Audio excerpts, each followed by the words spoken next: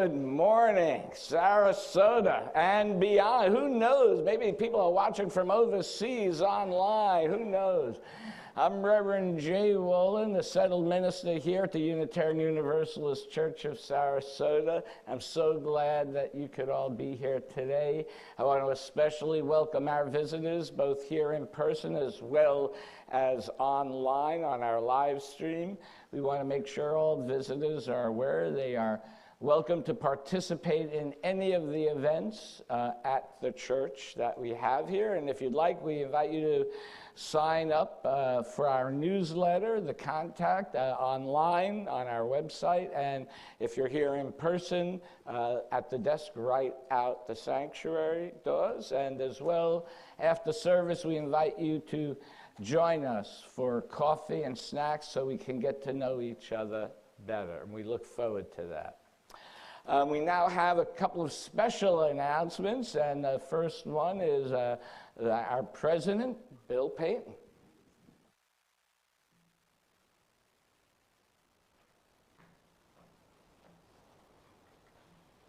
Good morning. The first announcement is very brief, but it became obvious at last week's workshop with Paula Cole-Jones that perhaps we should have some open discussions with the congregation. So I would like you to note in your diary that 2 weeks from today, following the second service, we are going to have what we are shaping up as a town hall meeting.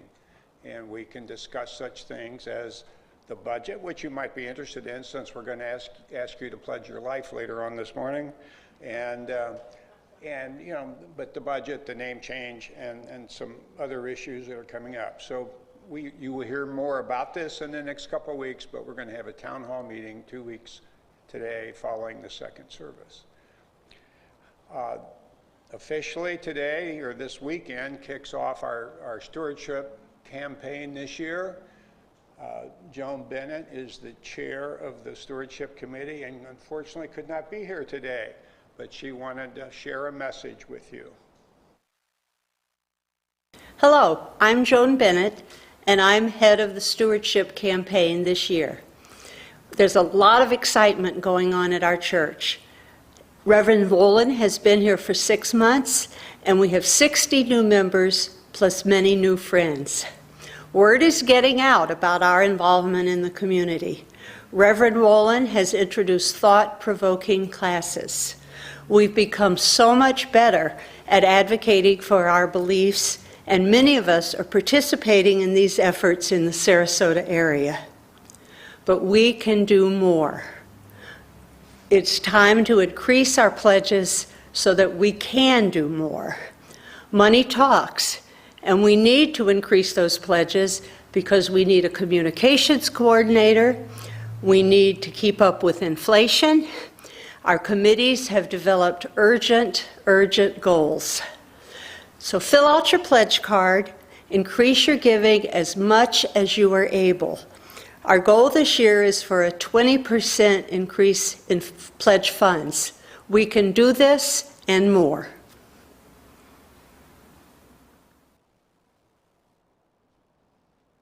If she were here, I would say thank you, Joan. So I've told this story 4 or 5 years ago, and some of you may have heard it, but we've had a lot of turnover in the last 4 or 5 years.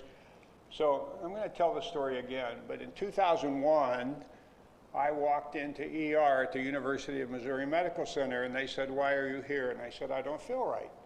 And while the doctor was talking to me, I slipped onto the floor in cardiac arrest. And they gave me CPR, and they zapped me 4 times, and I was revived. And then I coded again. I was zapped 4 more times and revived. And the next morning, the doctor said to me, "Bill, you were dead on the table twice yesterday." So why am I telling you this? Well, because the message I have for you today is so important that I've come back from the dead twice.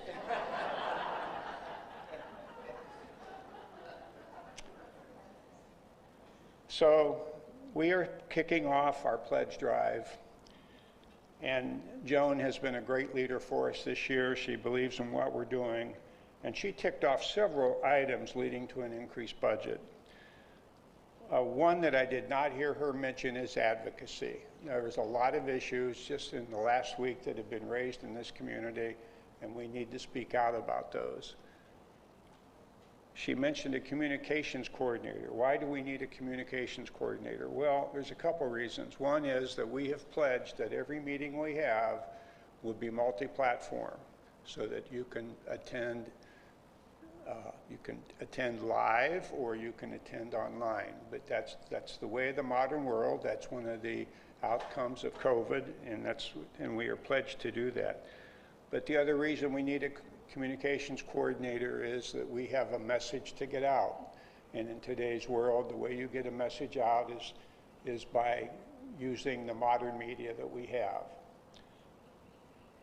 There's also the subject inflation, and I know that's a subject you're all well familiar with. And as we are growing and this church is prospering, it does bring growing pains. And one of those is that as we approach 450 and 500 members, we are going to need help for Reverend Wolin, and we need to start planning for an associate minister. And while I don't think it'll happen this year, it's something that has to be in our plans. Now, last year, I tried to guilt you into pledging more by showing that our average pledge had not increased in 10 years.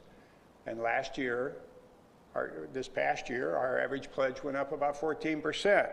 So if guilt worked last year, we're going to try it again. For churches our size, 400 members and more, we have the second lowest average pledge in the country. So I'd like for you all to think about that. I'd like for you to dig deep. Joan is asking you for 20% increase. I'm willing to compromise. We'll take 25. But anyway, we ask you to dig deep, think about our message. And for all the other messages we have, there's also the spiritual message that we like to deliver weekly. And we just think all of these things are important. Please dig deep. Thank you very much.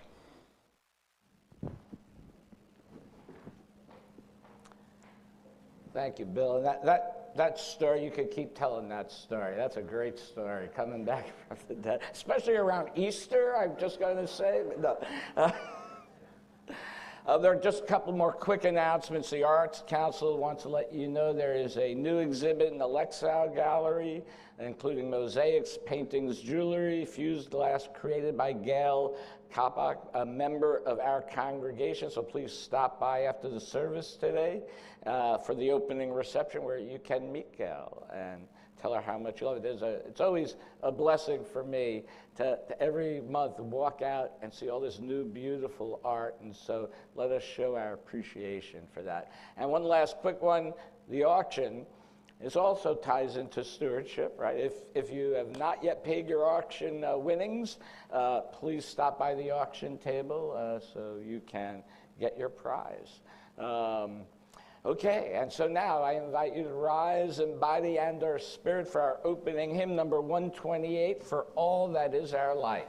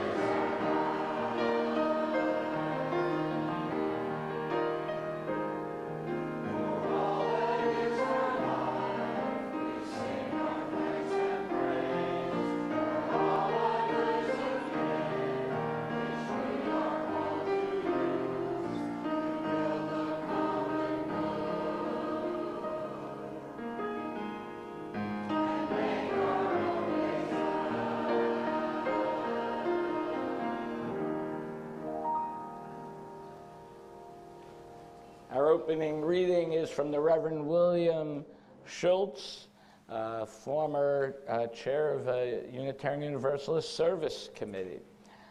Come into this place of peace and let its silence heal your spirit. Come into this place of memory and let its history warm your soul. Come into this place of prophecy and power and let its vision change your heart.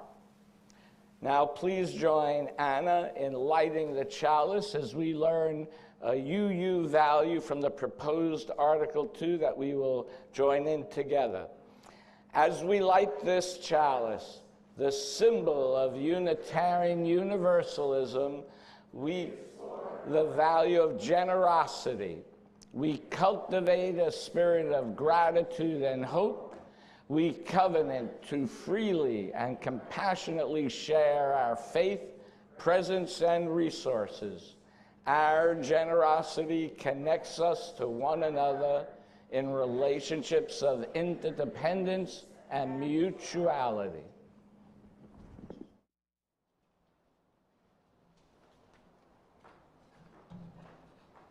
Good morning. Today's story is a well-known parable that many of you will probably pick up on, but this is the South African version of this story, adapted by me. Okay, the story is Quill Soup by Alan Durant, illustrated by Dale Blackenar, and adapted by myself. So, Noko the porcupine was hungry and tired. He had been traveling from his own country that was being torn by war. He had walked through the valley of 1,000 hills, and he hadn't eaten for days. At last, he saw a small village ahead, and his spirits lifted, knowing that food and a safe place to rest might be at hand. But meanwhile, in the village, the animals caught sight of Noko. "There's a stranger coming," squeaked the monkey. "No one like this animal has ever been here before. Quick, run into your homes." So Noko trudged into the village. It was silent and empty. "Hello?" he called out, but there was no reply. "That's strange," he thought, and he went to knock on the door of the first home. Tap, tap, tap. Warthog poked out her head. "What do you want?" "I have traveled a long way fleeing from war, and I'm hungry. Do you have anything I can eat?" "No," said the warthog. "I just ate a big lunch, and I have no leftover food. Now be gone with you." Wow, thought Noko, but he was very hungry, so he tried the next home. Tap, tap, tap. Rabbit answered the door. "Please, I need some food," said Noko. "Well, so do I," Rabbit exclaimed. "Do you know how many mouths I have to feed? And on top of that, my greedy brother just came to visit and ate all my food. Well, let me tell you." No, Noko backed away quickly. "It's quite all right. I will try somewhere else." And as the door slammed in his face, he thought, "Whew, that was a good escape." So Noko knocked on Aardvark's door. And then he knocked on Meerkat's house. And then he knocked on Pangolin's house. And at each house, he got a story of how there was no food to be had.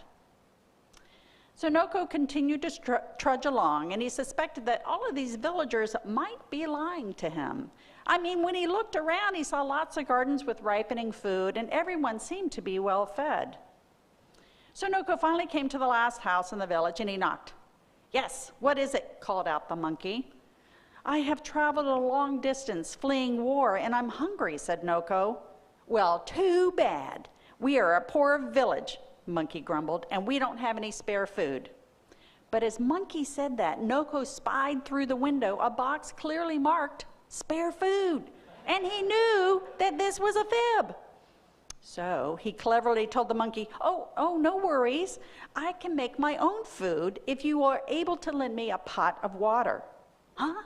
Monkey thought, and he was so completely taken off guard, he immediately said, "Sure, I can do that."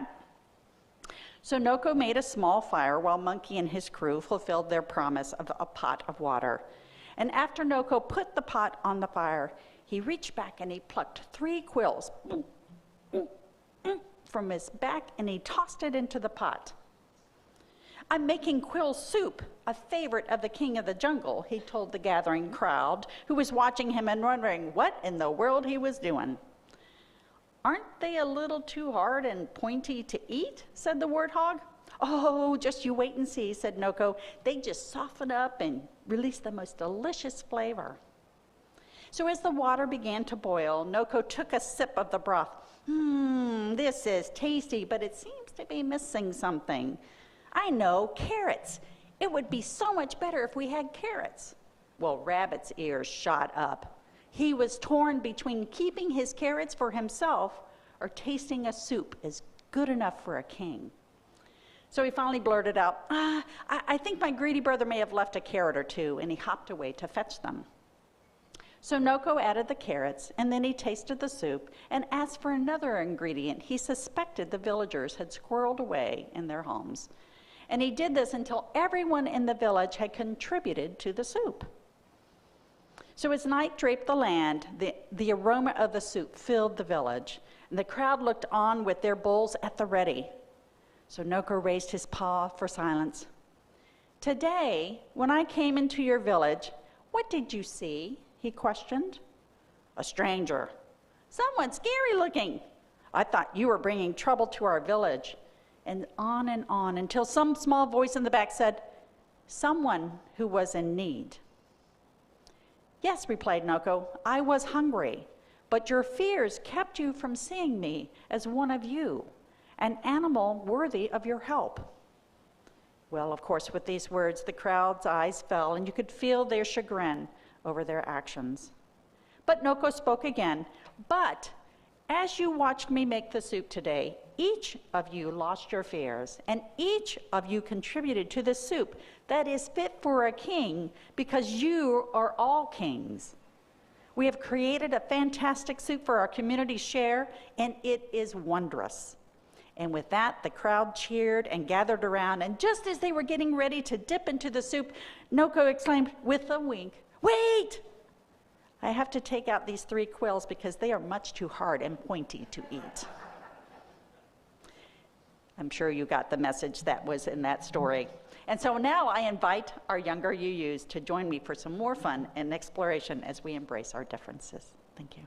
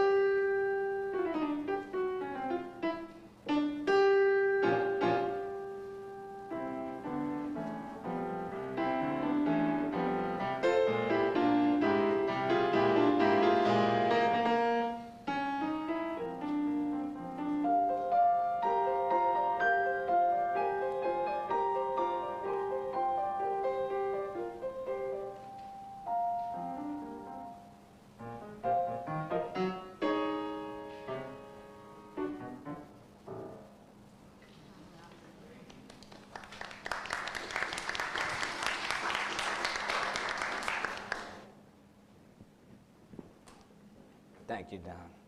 Beautiful as always. Our centering words: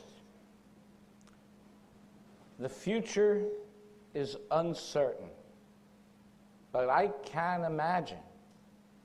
I can imagine a community shaped by our principles and values.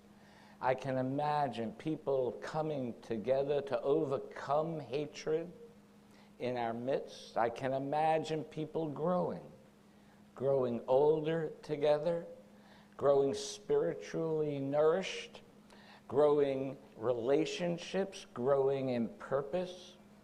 We just need to seed the field and watch the beauty grow.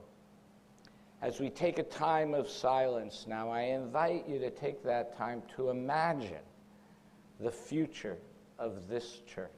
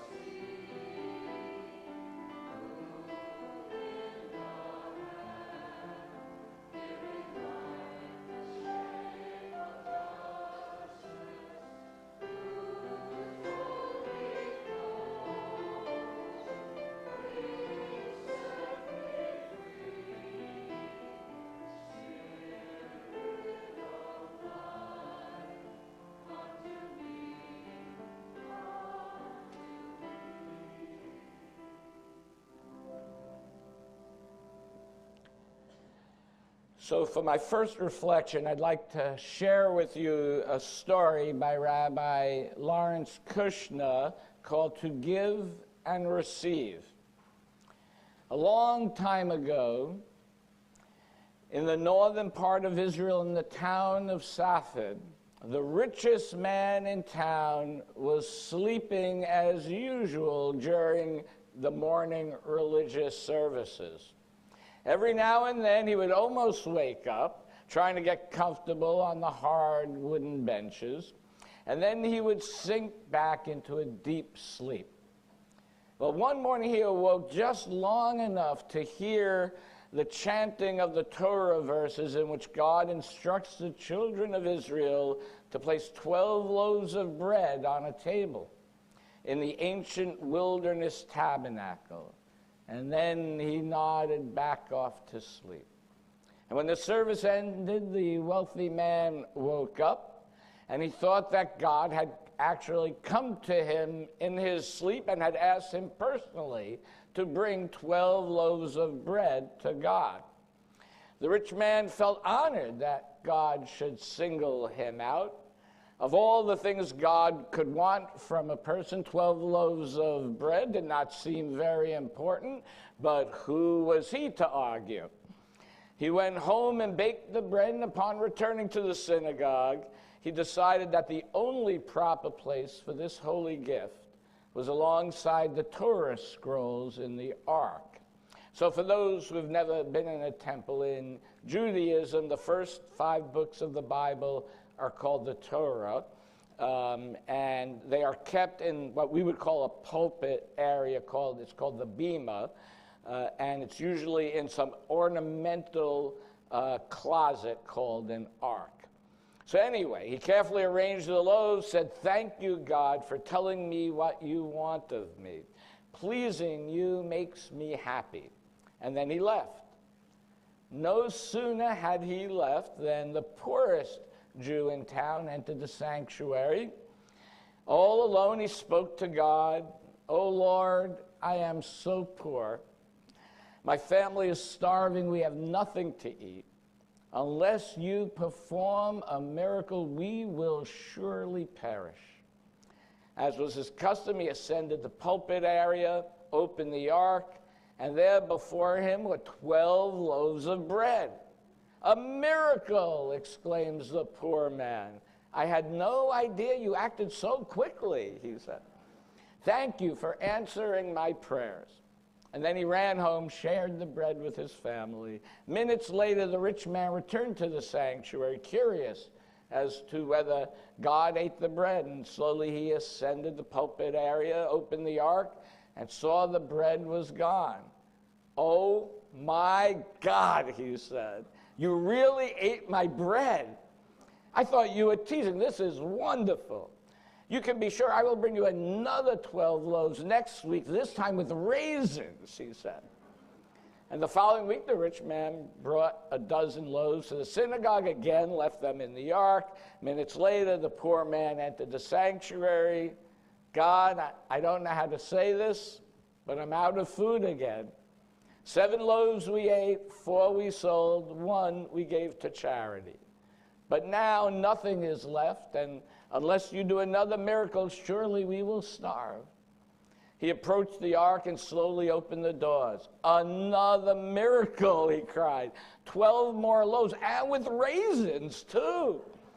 "Thank you, God, this is wonderful." And so this bread exchange became a weekly ritual that continued for many years. And like most rituals, they became routine. Neither man gave it much thought. And then one day, the rabbi, detained in the sanctuary longer than usual, watched this whole process go by, with the rich man leaving a dozen loaves and the poor man coming and picking them up. And so he called the 2 men together and told them what they had been doing. "I see," said the rich man, "God doesn't really eat bread." "I understand," said the poor man. "God hasn't been baking bread for me after all." And then the rabbi asked them to look at their hands. "Your hands," he said to the rich man, "are the hands of God giving food to the poor. And your hands," the rabbi said to the poor man, "are also the hands of God receiving gifts from the rich. Continue baking and continue taking.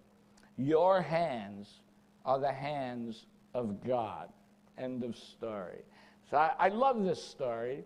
I find it is instructive on so many levels, like any good story.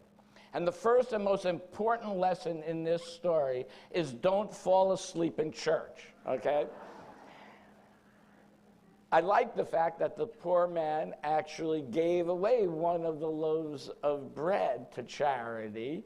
By giving one of the loaves to charity is the realization, it's a sign of gratitude and the realization that there are others who suffer more or are more in need than we are. Now, on one level, the story also shows us how our perceptions can deceive us, right? And yet on another level, it shows how sometimes myths can be used to help us do the right thing. And yet, on an additional level, it shows us that with the awareness of truth, we can choose to be in relationship with others. We can choose from our own free will to give. We can choose to do the right thing. For when you clear away the myth, we are all enriched by the giving of ourselves to something worthy. And we are enriched by the receiving the gifts of others. It is a reminder that we are not alone in this world, but that we have been brought together by whatever forces to share our journey together with each other. As well, what I liked about the story was that it created a powerful moment, right, in the lives of these 2 characters. It also showed the danger, though, of how rituals can become routine and expected instead of constantly being renewing and providing growth.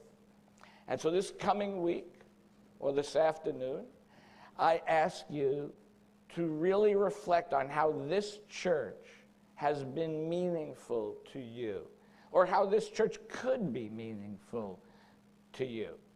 And as you engage in the life of the church, what meaning has it provided?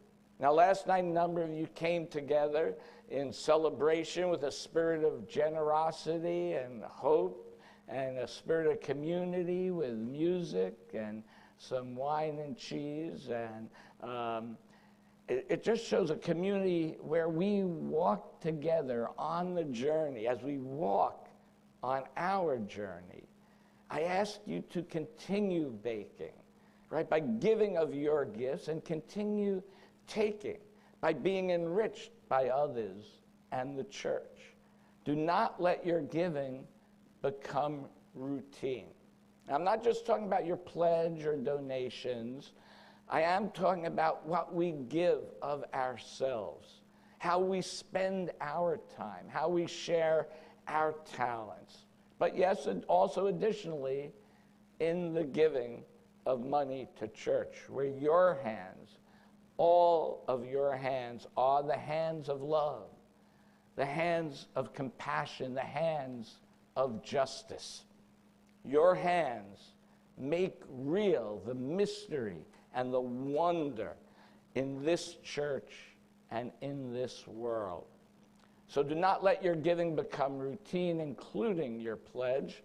As we take our offering, I ask you to practice this art of ignoring your routine and increase what you normally put in the basket as we take our offering. And just see how good it feels. Just see how good it feels to give, knowing that you are helping the world. Please be as generous as you can. For those online, there is a button that you can click on to, as well. If you're on your phone here, you can give electronically. And so we thank you from the deepest of our hearts, and let this sacred time begin.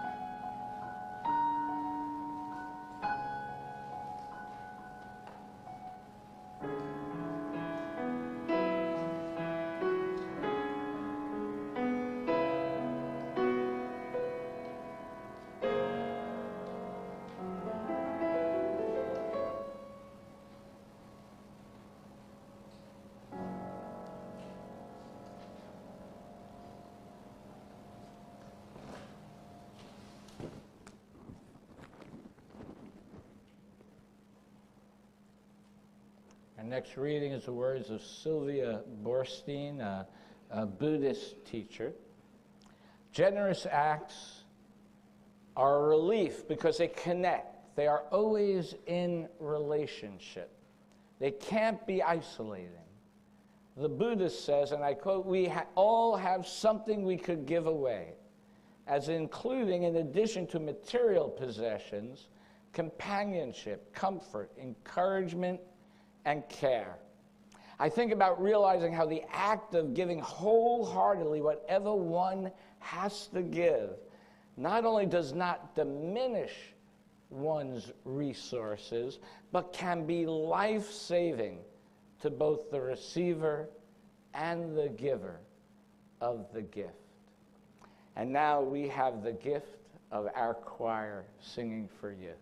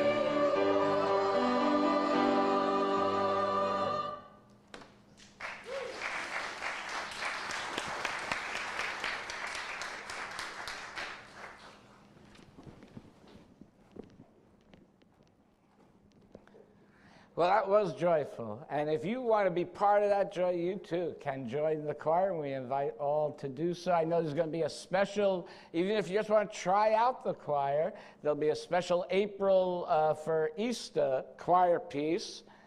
Vivaldi? Vivaldi. So talk to Don or any of the other choir members if you want more information about that.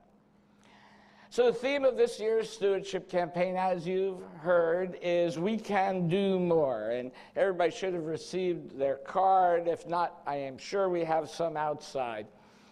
And we can do more. But I want to be clear, it's not just to do more for more's sake, right? It is important to consider why we do what we do, right? There may be good reason we always do something the same way.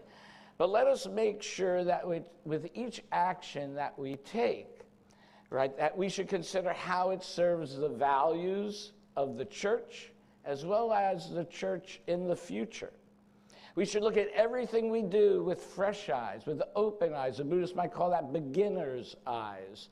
And with everyone's eyes, right? Not just our own. We often only see the world with our perspective, but there are many different perspectives. And so I invite us to widen our vision and let us choose to see a broader vision for this church, a bolder vision for this church, about what we can be as human beings and as a church. Let us use our imagination and imagine what it would be like to live in beloved community.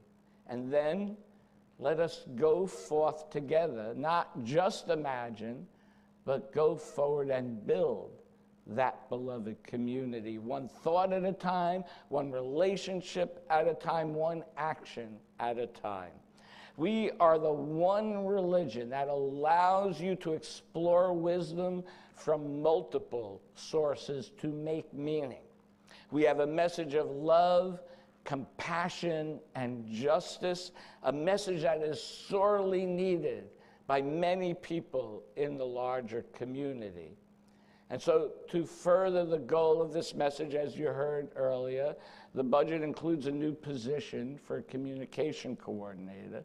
This position and a new budget request for publicity will help our message, our values, reach other people in our community who have never heard of us.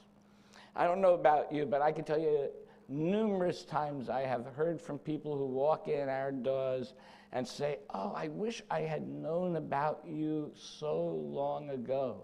I needed this. And you know, it's never too late. I always tell that to people when they say that to me. It's never too late. But it doesn't have to wait.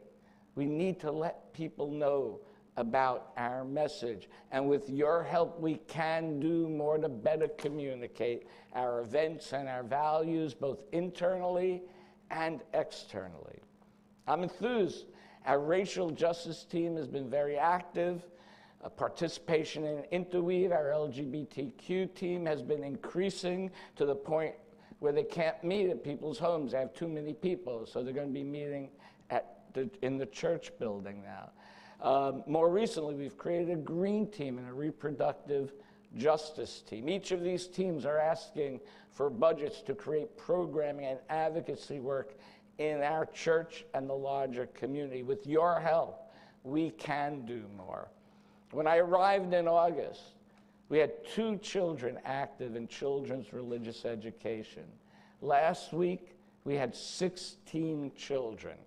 We have added a family chalice circle group. We've added a monthly family odyssey night. Family and children need Unitarian Universalism's message of love and compassion as much as anyone else in our community. And we have made great strides in a short time, but with your help, we can do more. We have a large small group ministry program and other programs that help connect members to help deepen relationship. We had a new member getting to know you class this past, just yesterday actually. And this has been a theme in many new members we've had. They are looking for connection when they come here. I said, I think last week's service, I said our Unitarian Universalist theology is a theology of building relationships. And it is in those building of relationships that we build this beloved community. And with your help, we can do more. We have expanded our musical offerings this year. I acknowledge that has been unsettling for some. If we are truly welcoming to others, we must provide different experiences to reflect the diversity we hope to be. And this past year, as well, we had our first solstice service in a while. We had 93 people attend that. And this shows me that there is need for different types of worship programming, maybe not on Sunday morning, but there is a need for people to serve the pluralistic theological needs of our members. And with your help, we can do more. What do you envision for this church and this congregation?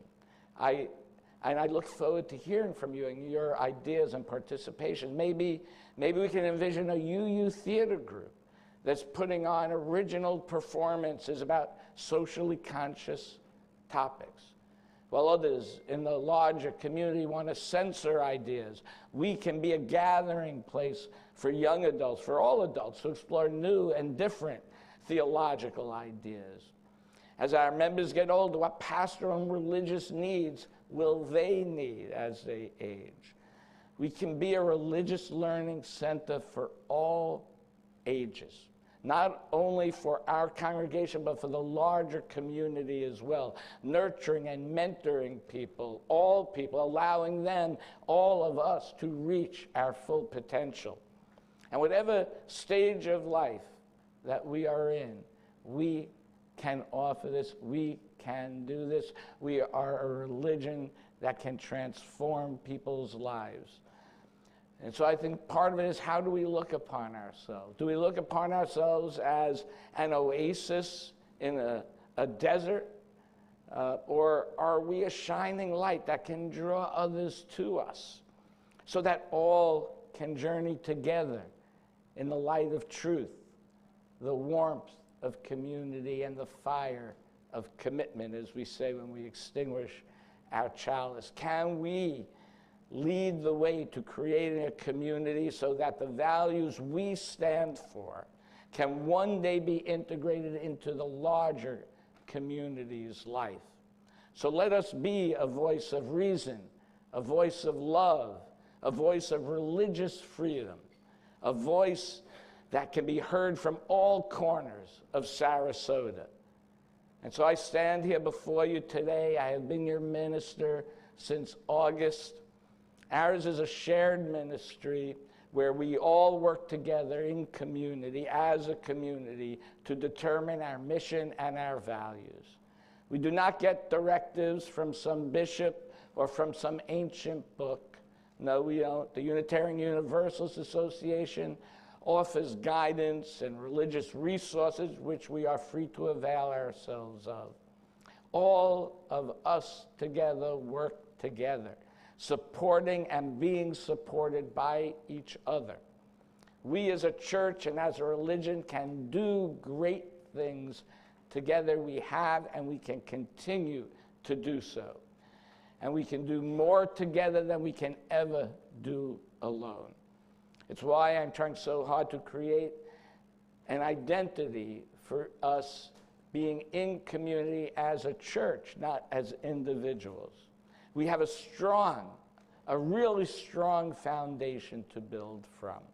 The foundation of a long history in Sarasota, a history of raising families together. I recently found out this church was started by young families, a history of building relationships, a history of offering liberal religious education, a history of working on important social justice activities in the community. So let us build on that foundation. And with your help, we can do more. Let us build that beloved community where all people are welcome, where all people will have the opportunity to build relationships, where all people will have the opportunity to participate. But to do this, we need you. We need you. We need your participation. We need your leadership. We need your love. And yes, we need your generosity. Now, the stewardship team has asked you to consider giving 20% more this year.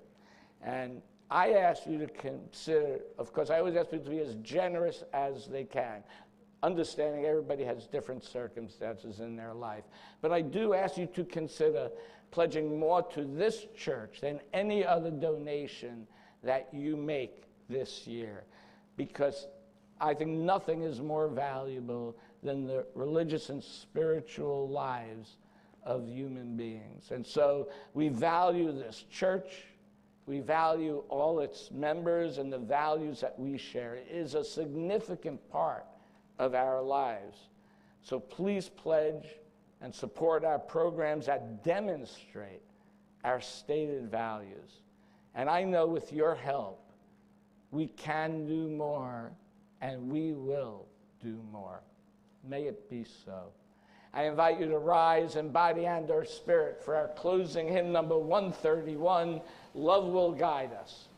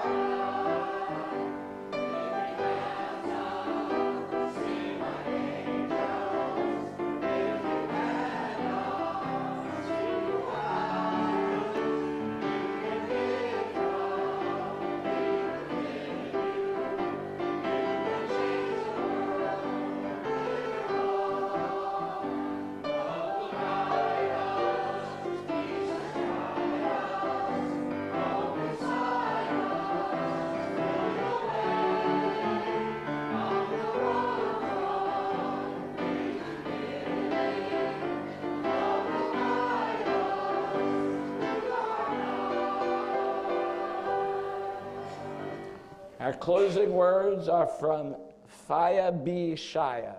Take joy in your giving. You not only enrich your soul, you also enrich all of creation. Giving is a simple act that becomes a great occasion, for the benefits are incalculable. And so now please join me in extinguishing our chalice. The words will be on the screen.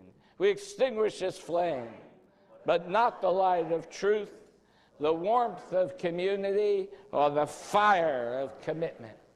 These we carry in our hearts until we are together again. Thank you all for your presence here today. Thank you.